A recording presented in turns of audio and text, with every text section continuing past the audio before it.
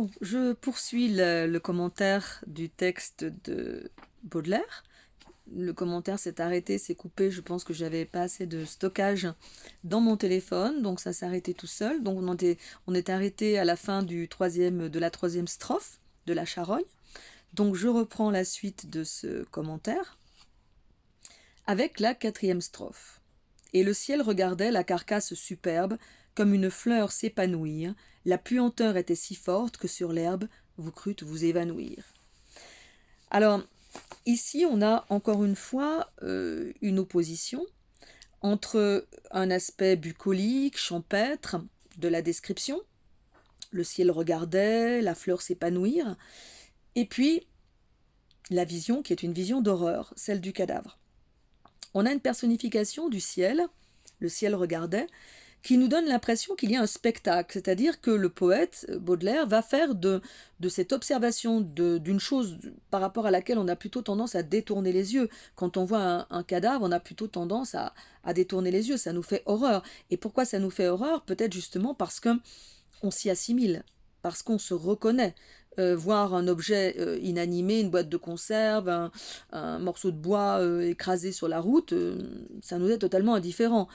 On peut le regarder enfin, on va pas passer son temps non plus à le regarder, parce que c'est pas très intéressant, mais ça ne nous fait pas horreur. Par contre, un animal mort, écrabouillé, des intestins sortis, plein de sang, ça nous répugne. Pourquoi? Parce que c'est nous, parce qu'on se projette dans cet être vivant.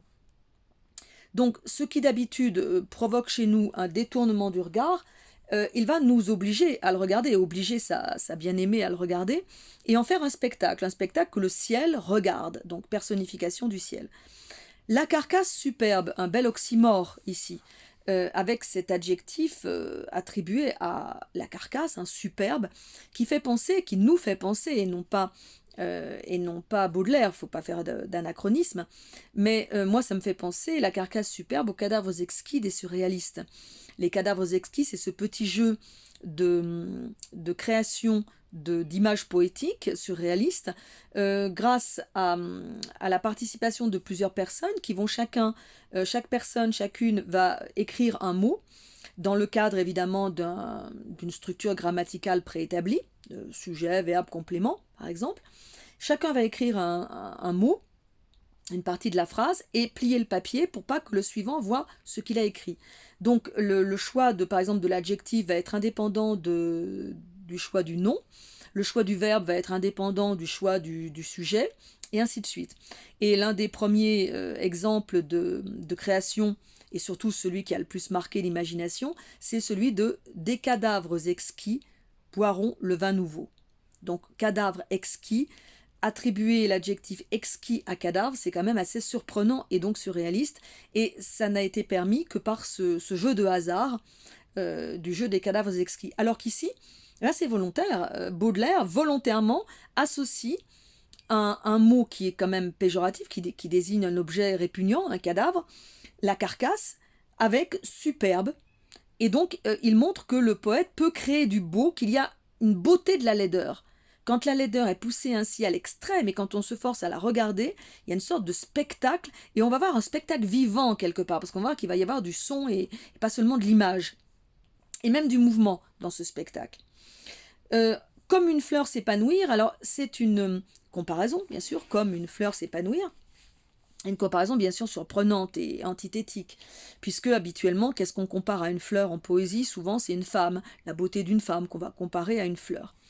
Une fleur, pourquoi? Parce que c'est beau, et puis la fleur va évoquer d'une part les couleurs chatoyantes de sa corolle, de ses pétales, et puis également la fleur va évoquer le parfum qui se dégage d'elle, surtout quand elle s'épanouit, c'est-à-dire quand elle s'ouvre. C'est là qu'elle exhale le plus son parfum. Or, là, ce que la fleur va exhaler, c'est sa puanteur. La puanteur était si forte que sur l'herbe, vous crûtes vous évanouir.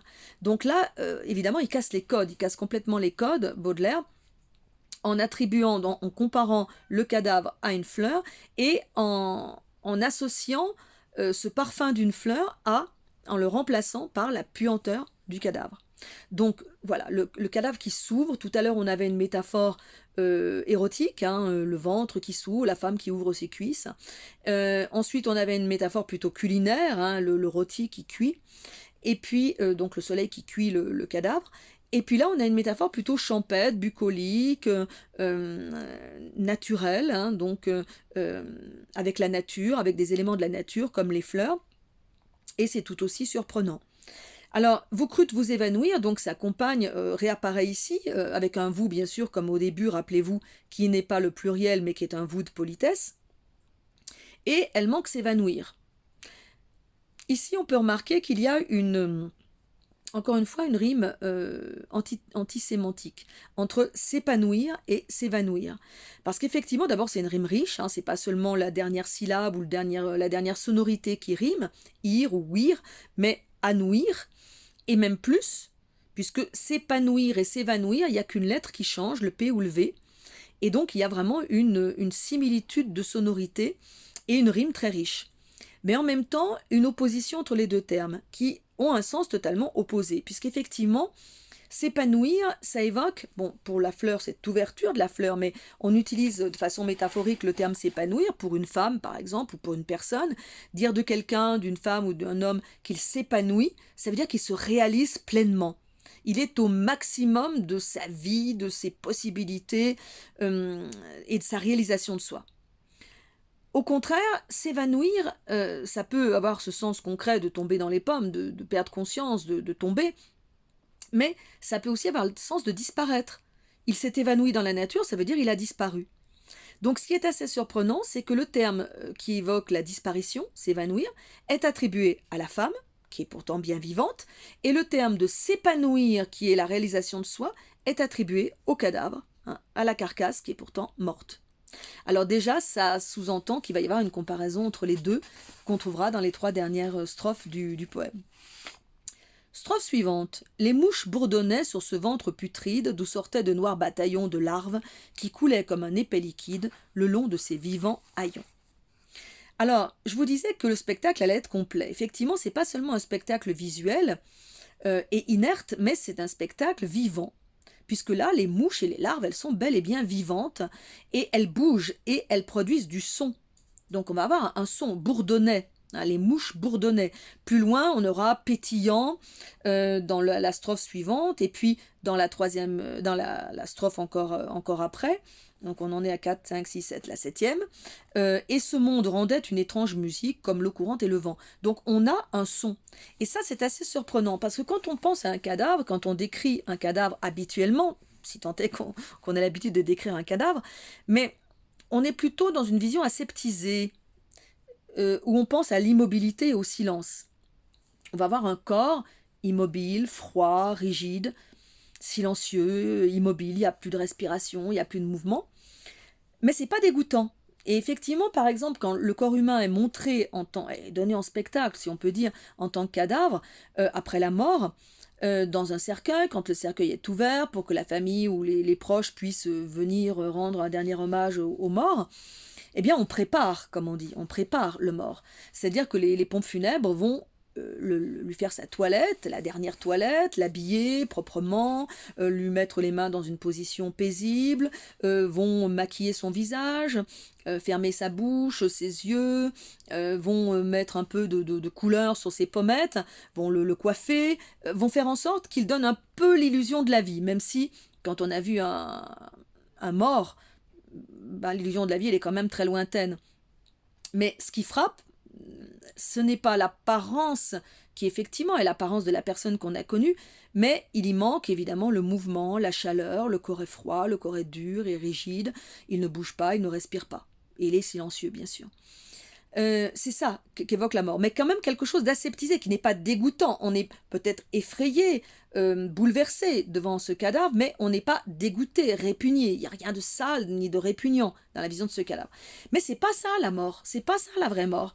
Évidemment, on le montre comme ça, on le garde au froid, on le montre, on ferme le cercueil, on le met sous terre, et là c'est là que ça commence, c'est là que les réjouissances commencent pour garder un peu le cynisme de Baudelaire. Alors évidemment, le cercueil, l'embaumement vont retarder, peut-être le caveau, vont retarder peut-être un petit peu ces réjouissances de la vermine, mais c'est quand même comme ça que ça se passe.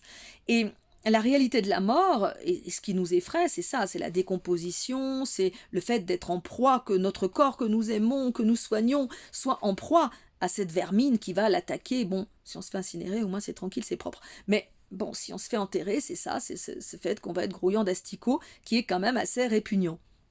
Donc là, bien sûr, ça peut être intéressant de voir la manière dont les auteurs traitent du cadavre et de la mort. Euh, dans la poésie ou la littérature classique ou romantique, ou dans la littérature réaliste, c'est pas du tout ou naturaliste, c'est pas du tout la même chose. Dans les littératures classiques, de toute façon, on ne montre pas la mort dans son côté sanguinolent, dégoûtant, violent, parce que c'est contraire à la bienséance, et que les règles de bienséance sont importantes au XVIIe siècle.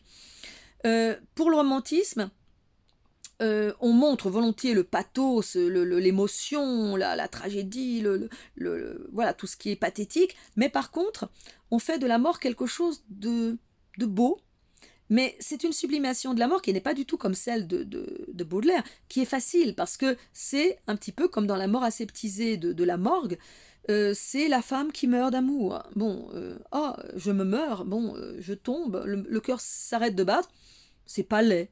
Elle devient froide et blanche et rigide, mais c'est pas dégoûtant. C'est une mort qui est soft, on va dire. Or, ça, c'est ce que montre donc le romantisme. Or, si vous regardez plutôt la mort dans les romans, par exemple, de Balzac ou de Zola, naturalistes et réalistes pour Balzac, là, la mort est déjà beaucoup plus haute en couleur, on va dire, et répugnante, et réaliste. Elle n'est pas belle, c'est rare.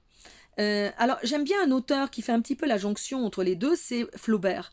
Parce que Flaubert a en lui du romantisme. Il est romantique, par nature, par tempérament. Mais il s'en défend, mais il tourne ça en dérision. Il dit d'ailleurs, Madame Bovary, c'est moi, enfin pas moi, mais lui, Flaubert.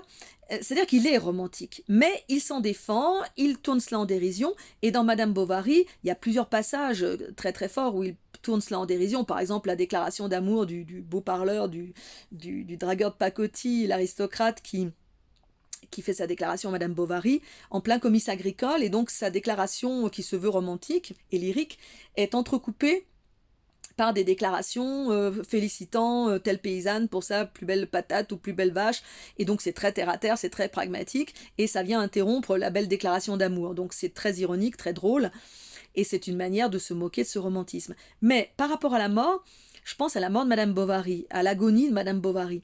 Madame Bovary meurt d'amour quelque part. Bon, elle est déçue dans ses sentiments amoureux, donc elle décide de mourir, elle se suicide.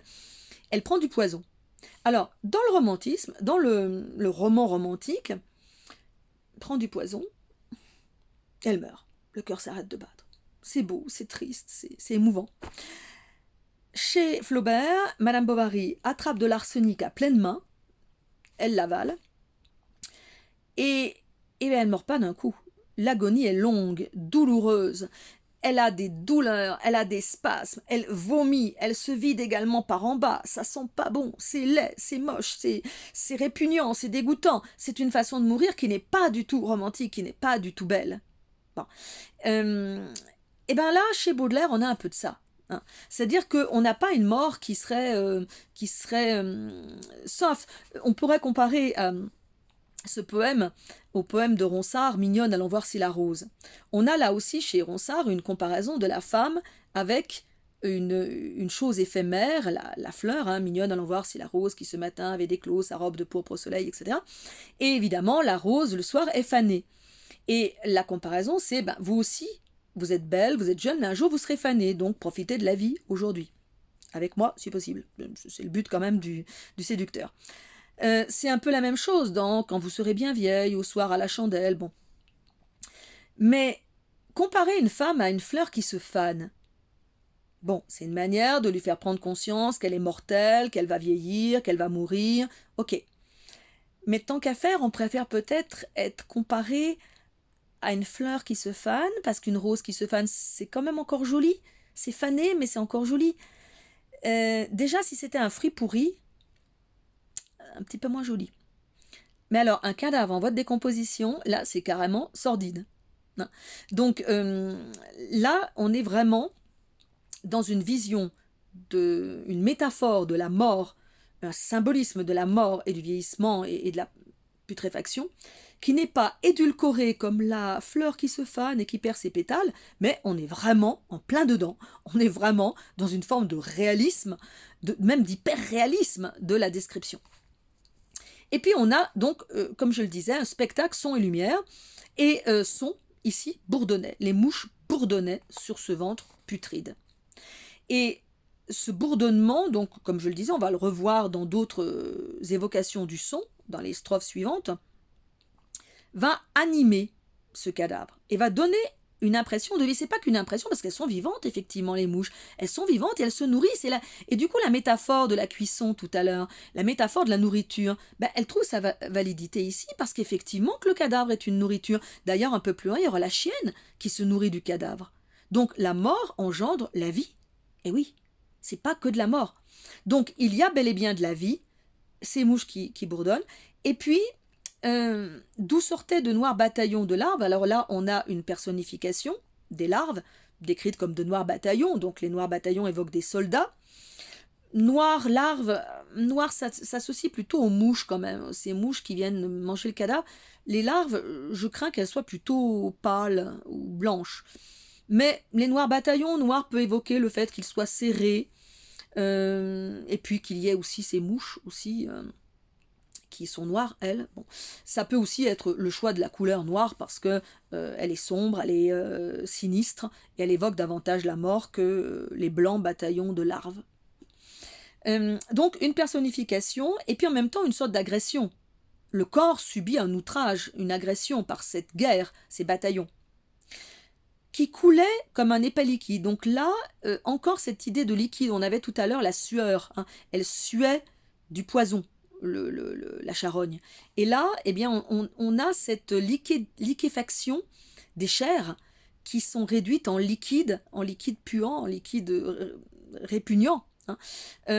Épais, liquide, donc quelque chose de gluant, de visqueux, donc on ne nous épargne rien au niveau de l'image. Le long de ces vivants haillons, et là, on a encore une fois une image qui est très antithétique. Vivants haillons. Des haillons, qu'est-ce que c'est? Des haillons, ce sont des habits déchirés, réduits en lambeaux, qui évoquent la pauvreté. Et là, qu'est-ce que c'est qui est réduit en lambeaux? Évidemment, c'est le corps, c'est la peau. On peut évoquer ces lambeaux de peau qui restent sur le cadavre et qui sont comme des haillons, effectivement. Donc il y a une sorte de métaphore ici, implicite, des lambeaux de peau et de chair qui restent accrochés au squelette, qui sont comme des haillons. Mais de vivants haillons. Et ça, c'est paradoxal, puisqu'on est en train de parler d'un mort, d'un être mort. Mais ce qui les rend vivants, eh bien, c'est justement ces bataillons de larves qui grouillent sur le corps et de mouches, et qui donnent l'impression que ça bouge. Effectivement, strophe suivante, tout cela descendait, montait comme une vague, ou s'élançait en pétillant, on eût dit que le corps enflé d'un souffle vague vivait en se multipliant. Donc là, on peut relever tous les verbes, qui sont des verbes d'action et de vie. Descendait, montait, s'élançait et vivait, en se multipliant. Bon, ici, participe présent, mais c'est aussi du verbe se multiplier. Donc, ici, un mouvement. Et ce mouvement de montée et de descente qui évoque la vague, donc qui évoque un mouvement naturel, donc un autre élément naturel ici, c'est celui de la mer, du flux et du reflux, qui est mis en parallèle avec la respiration. Avec la rime d'ailleurs, qui est parfaite, puisque vague, vague, sauf que comme une vague, c'est la comparaison de ce mouvement, comme une vague. La vague ici, c'est la vague de la mer, c'est l'eau. Et ensuite, dans le vers, on eût dit que le corps enflé d'un souffle vague. Ici, c'est l'adjectif vague, c'est-à-dire indéterminé, léger, imprécis. Voilà, vague au sens d'imprécis. Donc qui n'a rien à voir avec la vague de la mer. Mais par contre, on a une homophonie parfaite, et donc une rime riche.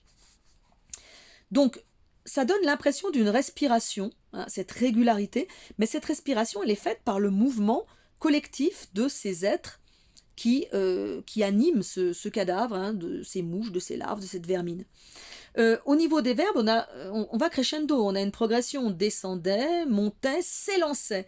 Et dans s'élançait, il y a beaucoup plus de vivacité en quelque sorte que dans descendait, montait. Parce que descendait, montait, on a cette régularité de la vague, mais s'élançait en pétillant.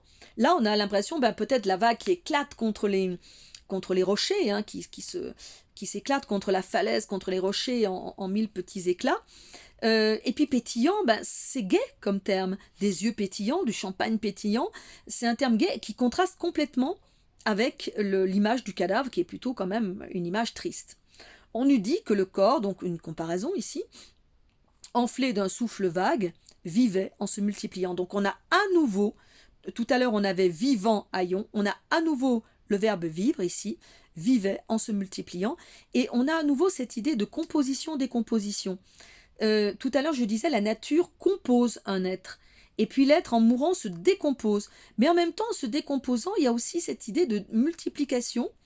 Après tout, quand la vie commence, on a un œuf, une cellule qui va se diviser, et la vie commence par cette division et multiplication de la cellule qui va donner un corps vivant qui va fonctionner en étant uni. Et puis au moment de la mort, ces éléments du corps vont à nouveau se décomposer. Mais en même temps, ici, puisqu'il nourrit d'autres êtres qui se multiplient, on a l'impression effectivement, les mouches, elles vont pondre des œufs, des larves qui vont se développer à leur tour, et il y a tout, comme je le disais, un écosystème qui va se développer sur un cadavre, qui sert d'ailleurs pour les médecins légistes à dater la mort d'un cadavre en regardant où en sont les larves, où en sont la multiplication des êtres vivants sur ce cadavre. Donc c'est la vie, paradoxalement, qui nous informe sur l'état du mort et la datation de la mort. Ce monde rendait une étrange musique comme l'eau courante et le vent, ou le grain qu'un vanneur d'un mouvement rythmique agite et tourne dans son vent.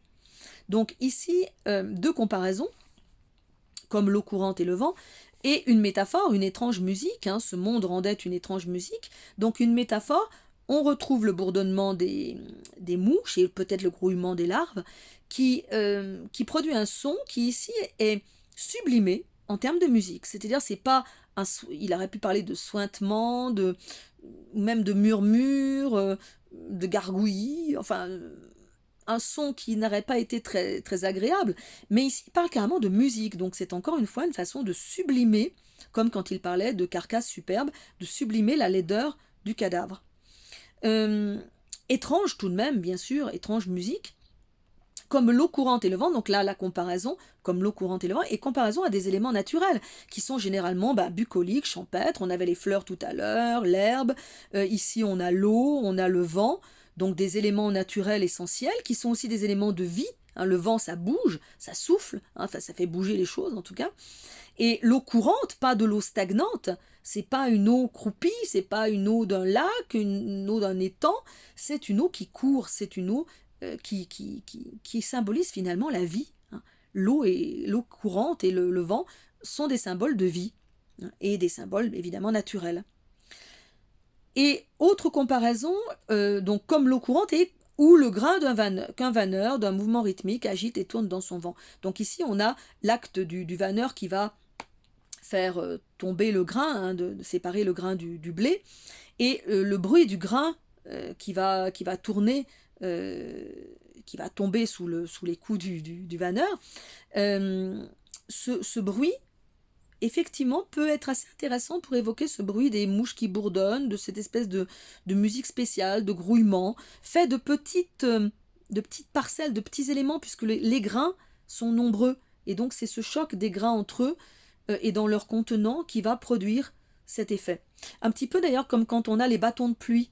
Vous connaissez ces bâtons de pluie qu'on retourne, et à l'intérieur du bâton qui est creux, il y a des grains, et quand on les retourne, ça donne un petit peu l'idée de la pluie qui tombe, et ça produit le bruit un petit peu de la pluie. Les formes s'effaçaient et n'étaient plus qu'un rêve, une ébauche lente à venir, sur la toile oubliée et que l'artiste achève seulement par le souvenir. Alors ici, on n'est plus dans le son, on est dans l'image. Et une image qui est floue, vague, pour reprendre l'adjectif de tout à l'heure. Et on a l'apparition très importante d'un artiste, qui est ici le peintre, pas encore le poète, mais le peintre. Les formes s'effaçaient. Ben effectivement, pourquoi les formes s'effaçaient? Parce que les contours, tout à l'heure on a parlé de vivant haillons, les contours sont imprécis. Et d'ailleurs, je rappelle qu'on ne sait pas de quel animal il s'agit. Donc, les contours sont indistincts, ils sont mouvants parce que les vermines se déplacent sur ces contours, parce que la chair est déjà en lambeaux. Donc les formes s'effaçaient, il n'était plus qu'un rêve, et on aura ensuite à la fin de cette strophe souvenir. Donc il y a une espèce d'illusion, et souvenir bien sûr, parce qu'on a un être vivant passé, qui n'est plus, et qui n'est plus qu'une trace, qu'un rêve, qu'un souvenir. Alors les termes qui évoquent l'artiste peintre ici, sont plusieurs. Bon, il y a la forme, bien sûr, et puis il y a l'ébauche. L'ébauche, c'est donc le tracé, encore un peu indéterminé et flou, que va tracer le peintre sur sa toile avec soit un crayon de papier, soit un fusain, pour pouvoir se donner des repères qu'il va ensuite peindre. Donc une ébauche, une esquisse, on dit également. La toile oubliée. Ben, une toile oubliée parce que c'est comme si l'artiste ne l'avait pas finie. Alors en fait, la nature l'a finie, mais la mort l'a détruite. Mais c'est comme si on avait affaire à un peintre qui commençait à esquisser le tracé d'un être, et puis qui ne l'est pas fini, et qu'il a oublié de côté, sa toile.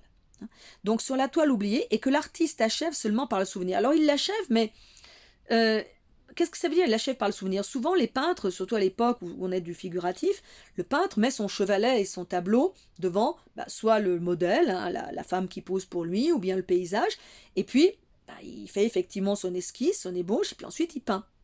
Et il achève son tableau.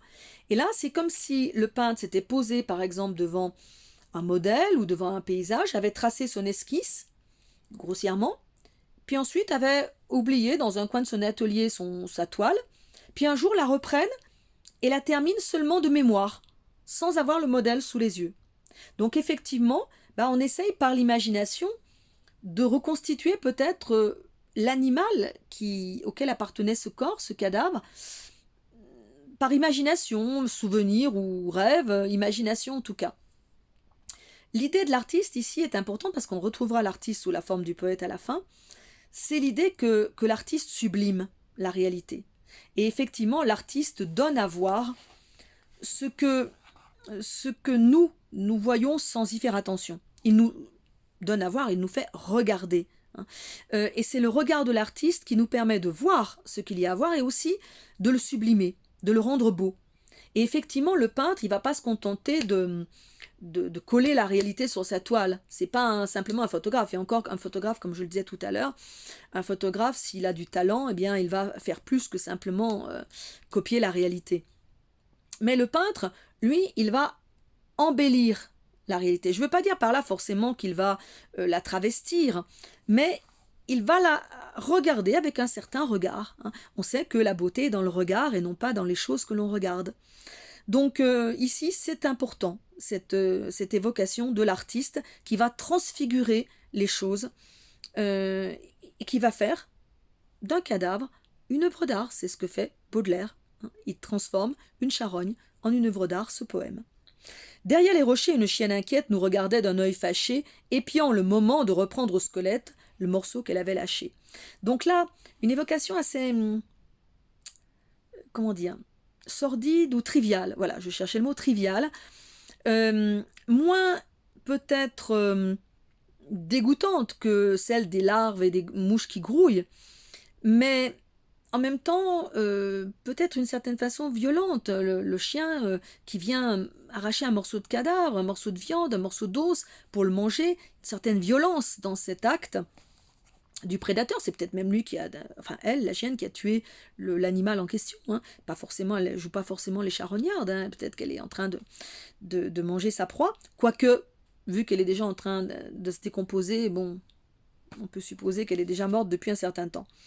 Donc là, ici, on a quelque chose de beaucoup plus concret. Bon, une chienne qui se cache, qui se cache d'eux, le nous qui réapparaît, un nous regardait.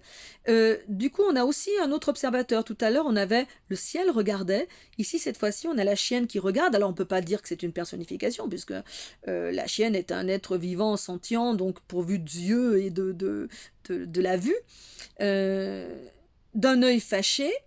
Alors ici, c'est la chienne qui est fâchée et c'est l'œil qui est chargé de communiquer donc cette fâcherie, hein, c'est ce mécontentement de la chienne, qui apparaît comme à la fois peureuse, hein, elle se cache, inquiète et peut-être agressive dans ce côté fâché de la chienne. Et puis elle épie, elle se cache donc derrière les rochers pour revenir à la charge et achever son festin.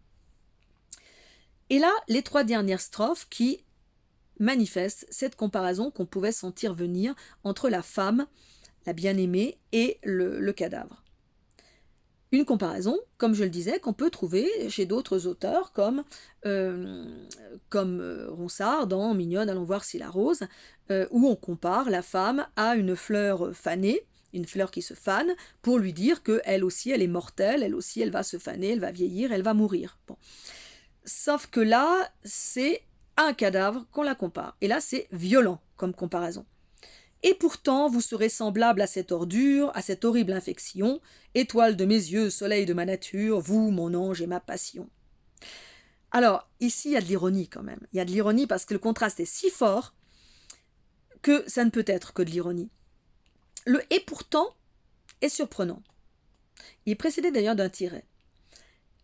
Parce que pourtant annonce une opposition. Opposition à quoi? La chienne va quêter un morceau du cadavre et pourtant la jeune femme ressemble au cadavre. Enfin, c'est pas là l'opposition. En fait, il y a une sorte d'inversion. Parce que l'opposition, c'est entre étoile de mes yeux, soleil de ma nature, vous mon ange et ma passion, et pourtant vous serez semblable à cette ordure. Le et pourtant se comprend mieux si on a lu d'abord les 2 derniers vers de cette strophe. Sauf que là, c'est inversé. Et c'est volontaire, parce que dès qu'il y a inversion, il y a une sorte de surprise, d'inattendu, et donc d'insistance supplémentaire. Et pourtant, vous serez semblable, donc là, une comparaison, hein, annoncée par semblable à, cette ordure. Donc c'est fort, ça. Hein. C'est fort, parce que non seulement c'est un cadavre qui évoque la mort, mais ordure, c'est-à-dire c'est un résidu, c'est quelque chose qui est bon à jeter. En plus, ordure, c'est aussi une insulte, hein, une ordure. Et vous ne viendrez peut-être pas à l'idée, vous vous promenez avec votre chérie, de la comparer à une ordure. Voilà, tu seras pareil à cette ordure. Oui, tu sais parler aux femmes, toi. C'est bien? Non, c'est pas bien. Bon, donc c'est choquant, c'est violent comme comparaison. À cette horrible infection, allez, on rajoute une couche, hein, horrible. Là aussi, habituellement, on va dire à une femme qu'elle est belle, qu'elle est charmante, qu'elle est séduisante. On lui dira, moi, tu es horrible. Bon, ou tu es semblable à cette chose horrible. Infection. Donc là, c'est même presque une abstraction de la... une sorte d'abstraction par rapport au cadavre. C'est même plus un cadavre horrible ou superbe, c'est une infection. C'est un état, finalement. Elle est réduite à un état, même plus une chose dégoûtante, mais un état de dégoût, hein, une infection. Et pour atténuer quand même ce qui pourrait paraître comme une insulte, comme quelque chose de choquant, étoile de mes yeux, soleil de ma nature, vous, mon ange et ma passion, et là c'est carrément hyperbolique. Il y a d'ailleurs un point d'exclamation à la fin, puis c'est très excessif. Et on mobilise tous les astres les plus splendides, les étoiles. Alors là, évidemment, les étoiles, c'est un élément de la nature qui est synonyme de brillance, de splendeur, et qui est souvent mobilisé pour évoquer une femme, pour évoquer la beauté. Donc, étoile de mes yeux, donc elle fait pétiller ses yeux, elle fait briller ses yeux.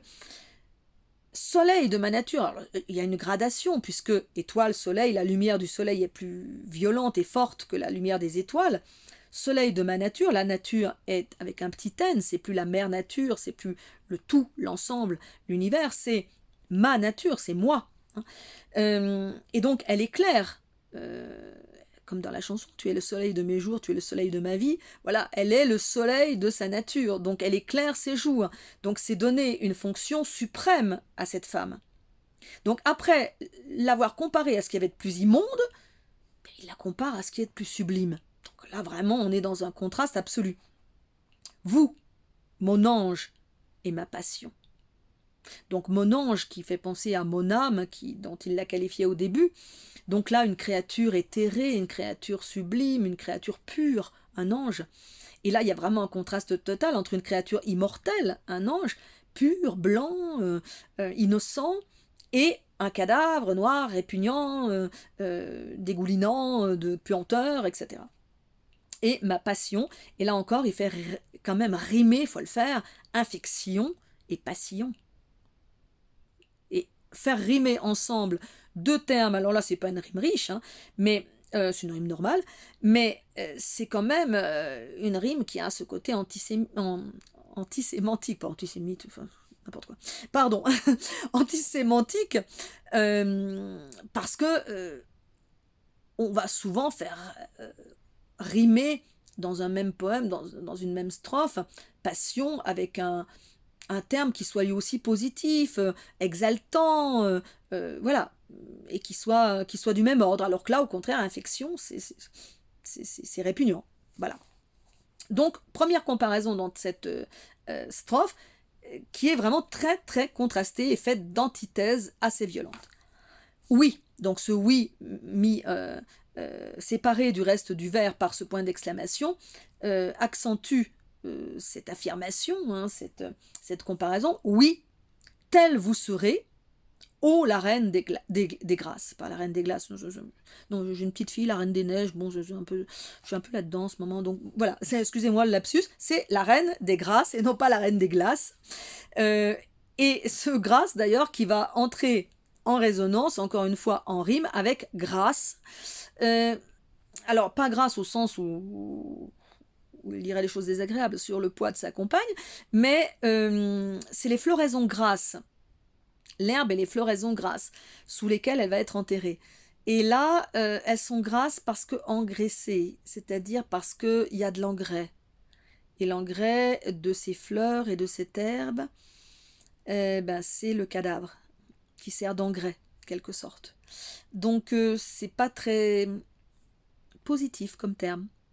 Alors que grâce, avec l'accent circonflexe, le premier grâce, ô la reine des grâces, là c'est évidemment, c'est un terme même d'ordre religieux, hein, mystique, comme le ange, et qui est donc amélioratif. Puis le ô, la reine, donc là, sorte d'invocation qui est respectueuse, qui paraît respectueuse, hein, ô, quand on s'adresse à quelqu'un en disant ô, on a une sorte de glorification de la personne, puis la reine, voilà, c'est évidemment hyperbolique de qualifier sa compagne de reine. Et pourtant, il y a telle vous serez, hein, ô la reine des grâces. Après les derniers sacrements, donc sacrements, les sacrements, donc à nouveau évocation religieuse, connotation religieuse. Les sacrements, bon, c'est le baptême, c'est le mariage, et là, évidemment, les derniers sacrements, ça désigne l'extrême onction, lorsque la personne va mourir et qu'elle fait venir un prêtre qui va lui demander de se confesser, qui va ensuite lui administrer l'extrême onction pour qu'elle puisse aller directement en direct au paradis. Voilà, donc l'extrême onction, c'est le dernier sacrement. Donc après les derniers sacrements, ça veut dire tout simplement après votre mort. Mais c'est une façon de le dire, on va dire élégamment et en même temps d'une manière sublimée, puisque c'est entouré du vocabulaire religieux. Quand vous irez sous l'herbe et les floraisons grasses, donc là c'est beaucoup plus concret, et ça me fait penser moi à des textes qu'il faudrait lire aussi, et que je lirai probablement, qui sont de Louis-Ferdinand Céline, lorsqu'il fait parler ce soldat qui évoque le fait que si on le sacrifie pour la patrie, s'il meurt pour la patrie, eh bien, on va peut-être donner la médaille posthume, lui donner la médaille posthume, et puis à sa famille, et puis ça va être la gloire, mais lui, pendant ce temps, il va engraisser les asticots sous l'herbe. Et il y a cette idée du cadavre qui va engraisser la terre, qui va engraisser l'herbe et les fleurs, et une vision tout à fait aussi répugnante hein, du cadavre, et en même temps très réaliste. Hein. C'est-à-dire derrière la gloire patriotique, il est mort pour la patrie, ben, il y a un cadavre puant et dégoulinant d'asticots. Voilà. Ou d'ailleurs, la comparaison que fait Louis-Philippe de Lancéline, c'est carrément avec un étron. Bon, donc aussi puant qu'un étron. Enfin, il dit quelque chose comme ça pour parler du cadavre puant. Voilà. Moisir parmi les ossements. Donc vous irez sous l'herbe et les floraisons grasses, moisir parmi les ossements. Donc la moisissure, bah, ça évoque encore une fois cette pourriture, cette putréfaction du cadavre. Et on a l'emploi bien sûr du futur, hein, c'est-à-dire vous serez, vous irez. C'est le futur de ça. C'est évidemment pas le présent de sa belle, mais c'est son futur. Donc on avait commencé au début du poème par le passé, hein, puisqu'il disait rappelez-vous, hein, donc il évoquait un souvenir passé, et là maintenant il évoque le futur. Vous serez, vous irez. Dernière strophe. Alors, ô ma beauté, dites à la vermine qui vous mangera de baisers que j'ai gardé la forme et l'essence divine de mes amours décomposés. Beaucoup d'ironie ici, et en même temps quelque chose qu'on retrouve chez Ronsard, qu'on retrouve chez Corneille dans Les Stances à la Marquise, qui est le rôle du poète. Le rôle du poète qui est non seulement de sublimer la laideur et de faire de quelque chose de laid le cadavre quelque chose de beau, mais par-delà cela, et c'est pour ça qu'il y a cette comparaison avec la femme, eh bien, il y a l'évocation du caractère éphémère de la beauté, de la jeunesse et de l'amour, et du fait que nous sommes tous destinés à mourir, si beaux, si jeunes, si bien portants soyons-nous, nous allons mourir un jour, et nous allons un jour nous retrouver dans le même état que cette charogne. Donc le rôle du poète, eh bien, c'est peut-être de non seulement d'embellir ce qui est laid, mais aussi de nous parler de la mort et de nous donner peut-être une forme de consolation, qui est de conserver en vie cette beauté, de lui donner peut-être une forme d'immortalité, cette vie, cette beauté, en la sauvant de la destruction, grâce à la poésie ou grâce à la peinture. Hein. Rappelez-vous, l'artiste peintre hein, qui peint quelque chose. Et l'artiste, que ce soit par la peinture, par la sculpture, par la musique, par la poésie, quel que soit son art, l'artiste va en quelque sorte immortaliser la beauté et lui permettre de ne pas subir cet outrage et cette destruction. Donc, alors, ô ma beauté, donc le ô ma beauté, encore cette invocation ô respectueuse, ma beauté, qui est un terme un peu moins excessif. Hein, bon, appeler sa compagne ma beauté, bon, c'est assez normal, voilà. Mais bon, ma reine des grâces, c'était un peu hyperbolique quand même. Ô ma beauté, point d'exclamation, donc il y a quand même encore un petit peu d'hyperbole, on va dire. Dites à la vermine, et là, il y a quelque chose d'assez sordide dans cette espèce de demande d'un dialogue du cadavre de sa belle avec la vermine, c'est-à-dire avec les asticots, les larves dont il parlait tout à l'heure, qui vont l'attaquer. Dites à la vermine qui vous mangera de baisers. Et là, c'est une image qui est vraiment très antithétique et peut-être d'une certaine manière un oxymore, manger de baisers. Mais ça se dit, c'est assez courant de dire je te mange de baisers. Bon, ça veut dire un côté un peu vorace et insatiable de la personne qui embrasse. Bon, c'est pas du tout une image sordide en temps normal quand on dit manger de baisers. Alors que là, ce qui rend l'image sordide, et cette image qui est courante, elle est, encore une fois, elle casse les codes, elle reprend vie en quelque sorte, et elle retrouve son côté contrasté puisque c'est vraiment manger. La vermine va vraiment manger le cadavre.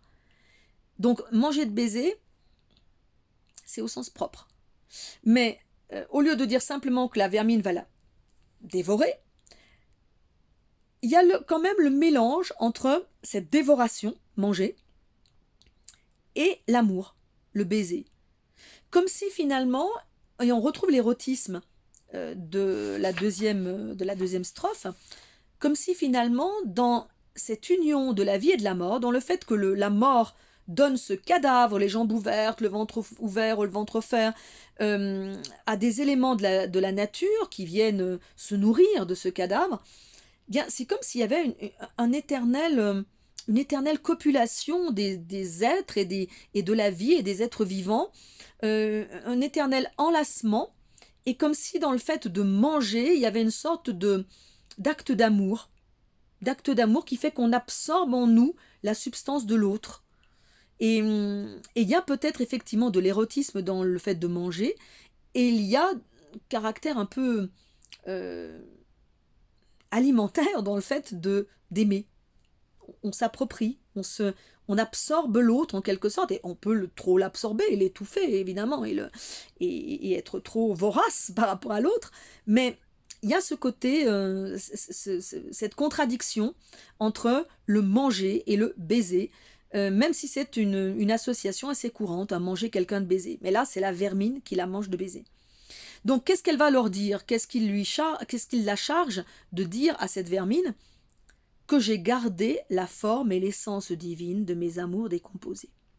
Donc, il a gardé quoi? Et comment?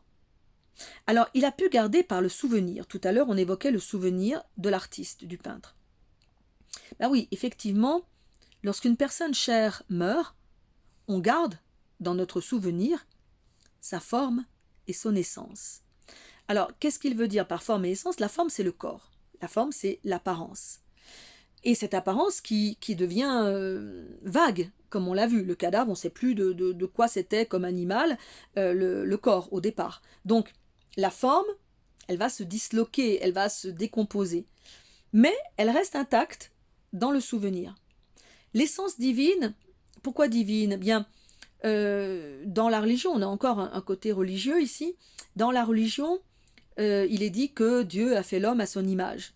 Bon, c'est sans doute l'inverse, mais c'est pas grave. Que Dieu a fait l'homme à son image, mais pas physiquement, puisque Dieu est un pur esprit.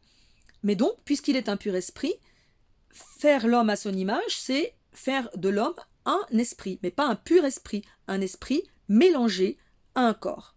Donc, il y a la forme, le corps, et il y a le fond ou l'essence, qui est l'esprit, l'âme, d'une manière religieuse.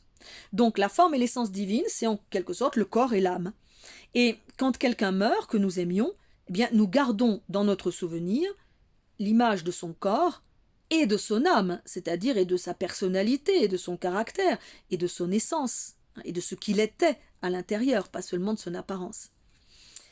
De mes amours décomposés, alors il dit mes amours au pluriel, bon, sans doute parce qu'il en a eu plusieurs, mais on va dire que c'est quand même centré sur elle, puisque c'est à elle qu'il charge de parler à cette vermine. Donc ça veut dire qu'il a gardé de son amour pour elle, de cet amour qui était cette femme, hein, cette femme était son amour, il a gardé d'elle, il aura gardé d'elle la forme, son apparence, et son corps, son image physique, et sa personnalité, le souvenir d'elle. Alors que elle sera décomposée. Et on retrouve à nouveau ce terme, c'est-à-dire qu'elle sera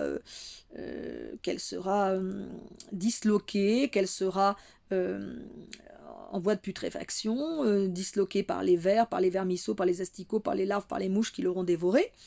Donc elle sera décomposée, mais, et on retrouve toujours cette image, la nature qui compose et la mort qui décompose, mais lui, il recomposera. Il sera capable, par la mémoire, de recomposer. Alors j'ai dit par la mémoire, mais c'est pas seulement par la mémoire, bien sûr, parce que, comme l'artiste peintre, lui, il est poète. Et c'est donc aussi par l'art, par l'œuvre d'art, qu'il va réussir à garder le souvenir de l'être aimé. Et donc, non seulement, et c'est un peu la conclusion qu'on peut donner de ce poème, c'est que ce poème qui est donc original, même s'il reprend des clichés classiques, qui est la comparaison de la femme à quelque chose d'éphémère pour évoquer la mort, c'est un petit peu le sens des vanités, hein, que ce soit dans des peintures ou dans des sculptures. Les vanités représentent le spectacle de la beauté, de la jeunesse ou de la gloire, de la richesse, et puis il y a un petit élément dans le tableau ou dans la sculpture qui rappelle la mort, et qui est une manière de dire tout cela c'est vain. On peut être beau, on peut être riche, on peut être intelligent, on va tous mourir de toute façon. Donc il y a cette grande tradition des vanités, de la comparaison de la femme et de l'être aimé à quelque chose qui va mourir, qui est éphémère, et une manière peut-être de lui dire profiter de la vie. il n'exploite pas tellement ce filon ici, mais aussi une manière de dire l'art, le poète, la poésie ou l'art en général, a ce pouvoir de sauver l'éphémère de la mort et de la destruction et de le garder vivant. C'est pas seulement la mémoire, c'est aussi l'art. Et il y a quelque chose de plus, évidemment, dans ce poème très original et génial de Baudelaire, c'est le fait qu'en plus, il choisit dans cette comparaison, non pas une fleur fanée, non pas un arbre qui perd ses feuilles, mais il choisit vraiment un objet qui est le plus répugnant possible, le plus réaliste. On est dans un hyper-réalisme de cette description du cadavre, et en même temps, il arrive à faire du beau avec. Et pas seulement en mélangeant le beau par antithèse, en mélangeant le beau, le soleil, les fleurs, la nature, avec le cadavre et la description horrible du cadavre, mais en même temps en montrant que quelque part il y a une sorte de cycle de la vie et qui nous fait accepter au fond de regarder cette chose comme quelque chose de normal, de naturel, qui alimente la vie, qui fait partie d'une sorte comme je le disais tout à l'heure, en termes évidemment plus modernes, d'écosystème, et que même les mouches ou les charognards dans la nature ont un rôle essentiel, même si on est toujours un peu dégoûté et par les mouches, les asticots, mais par des charognards plus gros. Ici, il y a le chien, mais qui n'est pas par essence un charognard, mais les hyènes, les chacals, les vautours, ce sont des animaux qui n'ont pas bonne réputation, parce que c'est des charognards qui mangent les cadavres. Mais heureusement qu'ils mangent les cadavres, parce qu'ils évitent que ces cadavres se décomposent tout simplement en mettant beaucoup plus de temps et communiquent peut-être par ces exhalaisons des maladies. Là, au contraire, ils sont nettoyés, ce sont des nettoyeurs, tout ça. Et même les mouches, les larves, ce sont des nettoyeurs qui sont essentiels dans le cycle de la vie et dans l'écosystème. Donc, il y a un petit côté, effectivement, cycle de la vie, et pourquoi pas transformer, effectivement, quelque chose en beau. Alors, c'est très, très moderne, parce que tout le XXe siècle, je parlais des surréalistes, mais tout le XXe siècle a consisté, effectivement, à montrer qu'on pouvait peut-être faire du beau avec quelque chose qui au départ ne l'était pas. On peut penser au ready-made, l'urinoir fontaine ou le hérisson porte-bouteille. Ce sont des manières de dire, finalement, on peut prendre un objet qui est très commun, très trivial, un porte-bouteille, un urinoir, et puis on peut essayer de voir, est-ce qu'il n'y a pas une manière de le présenter, de le mettre en scène, qui va être peut-être cocasse, qui va peut-être être surprenante, mais qui peut aussi être belle. Donc c'est très très moderne ce poème de Baudelaire, même si on peut le comparer, comme je le disais, à des poésies classiques.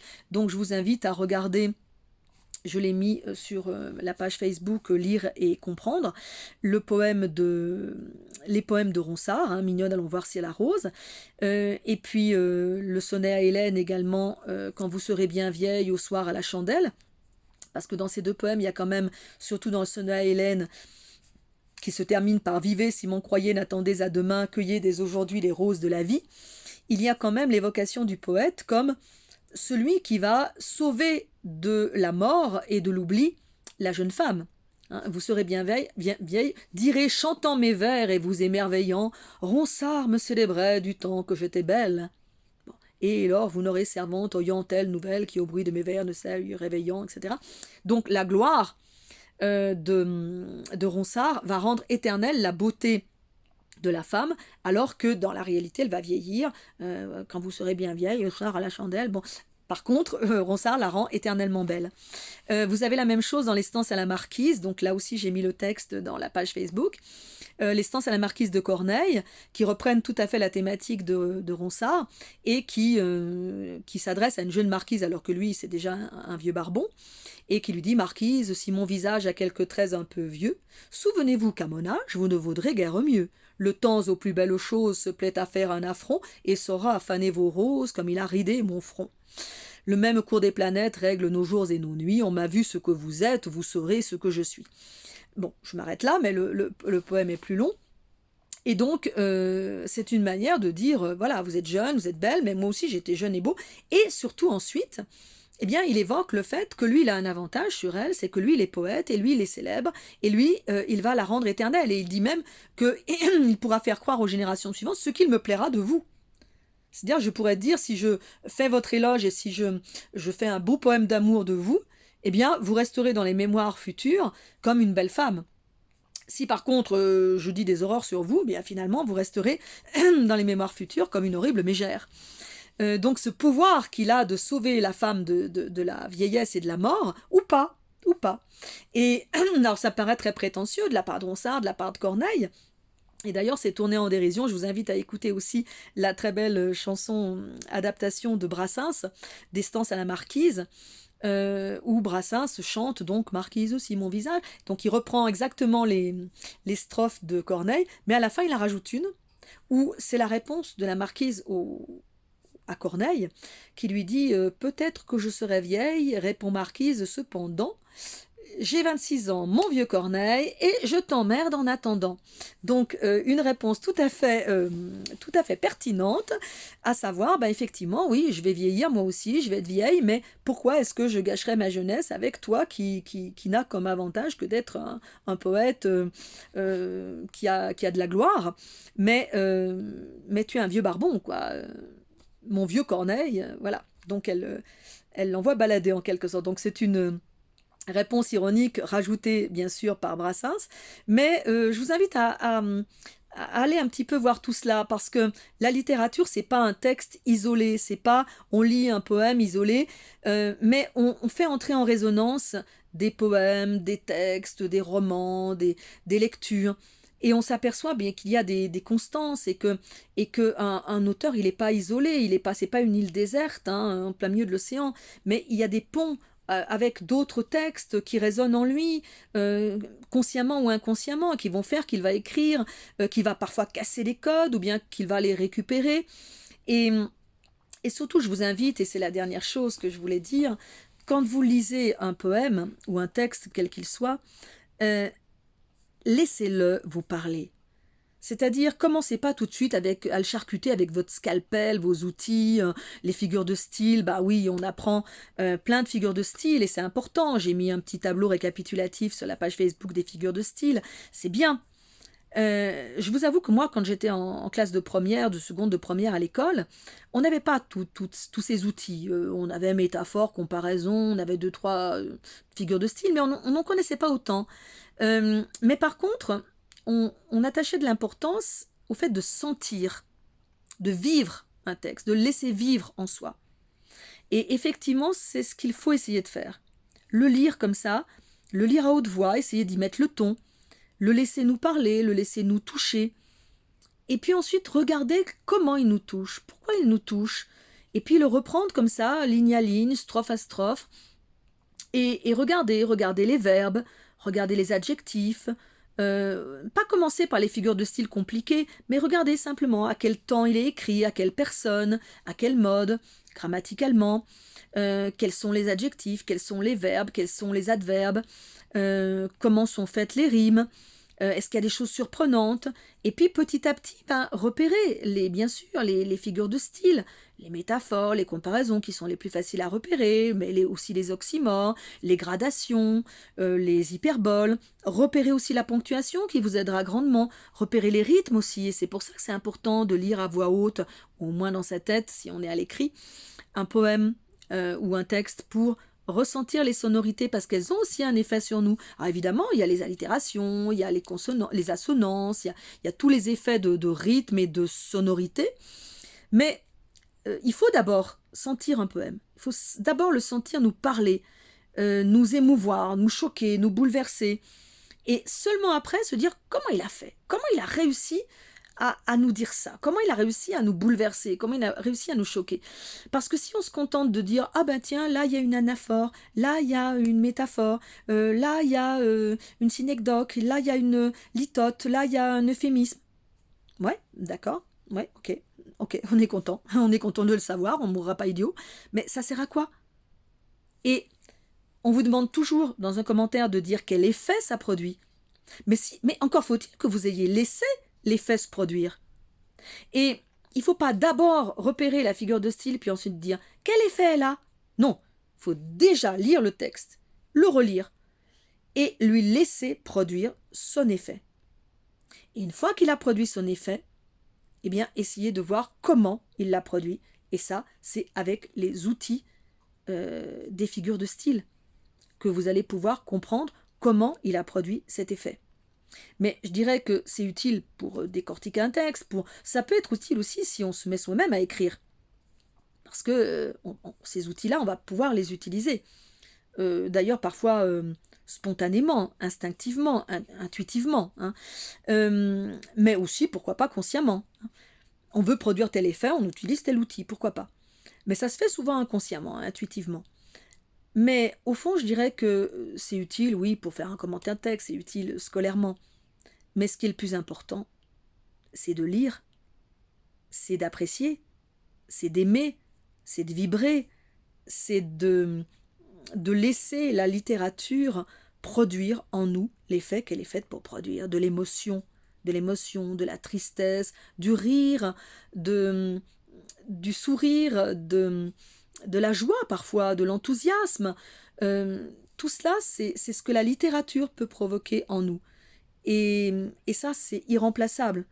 Vous avez peut-être vu ce que dit le professeur Keating. Regardez le Cercle des poètes disparus. À un moment donné, le professeur Keating, joué par Robin Williams, leur dit d'aller regarder dans leurs livres de poésie comment on juge un poème avec 2 lignes, où on va mettre des notes, on va noter le fond, la forme, faire un graphique. Alors l'élève bien sage lit son texte, et à un moment donné, le professeur Keating dit « déchirez la page ».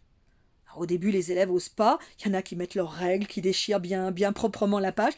Puis à un moment donné, il y a une sorte d'engouement, déchirer, ça ne vaut rien, ça ne vaut rien. Et il leur fait découvrir la littérature en leur lisant, quand il leur lit du Shakespeare, alors que pour les élèves, Shakespeare c'est un vieux machin, c'est poussiéreux, c'est pas drôle. Et il leur lit Shakespeare et il les fait rire. Et il leur donne envie, d'ailleurs à l'un d'entre eux, au héros de l'histoire, de jouer du Shakespeare. Et je pense que c'est pareil pour la littérature française. Molière, on veut réécrire Molière, mais non. Molière est moderne, Molière ou La Fontaine, ils ont tout dit. Et il faut les écouter, il faut les lire, il faut les rendre vivants, mais en respectant leur texte. Mais il y a 1000 façons de jouer et de lire du Molière ou du La Fontaine, mais se les réapproprier et voir à quel point ils peuvent nous parler. Et s'il y a des mots anciens, et s'il y a des tournures anciennes, eh bien elles sont intéressantes, elles nous apprennent quelque chose. Moi, j'ai toujours vu des gamins regarder par exemple Les Visiteurs en se réjouissant d'apprendre des expressions d'autrefois, des expressions moyenâgeuses, parfois un petit peu factices. Mais les gamins ensuite adoraient reprendre les expressions des Visiteurs à leur compte. Donc, pourquoi est-ce que les enfants, pourquoi est-ce que les jeunes rejetteraient du vieux français, rejetteraient des tournures un petit peu anciennes? Au contraire, elles ont leur côté pittoresque. On est capable d'apprendre des langues vivantes, on est capable d'apprendre de l'anglais, de l'allemand, de l'espagnol, de l'italien, et on n'est pas capable de lire du vieux français? Surtout que du vieux français du 18e, du 17e, c'est du français moderne quand même déjà. Hein. C'est juste des tournures de style qui sont un petit peu différentes. Donc, je vous invite vraiment à lire et à prendre du plaisir, parce que la littérature et la poésie, c'est d'abord et avant tout du plaisir.